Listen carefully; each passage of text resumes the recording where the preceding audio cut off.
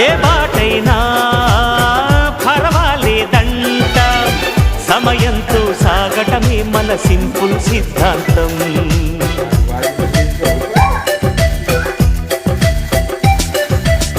చిరుగాలికి పరిమళమిచ్చే సిరిమల్లెల వనమై ఉందాం, గగనాన్ని నేలను కలిపే హరివిల్లుల బంతెన అవుదాం.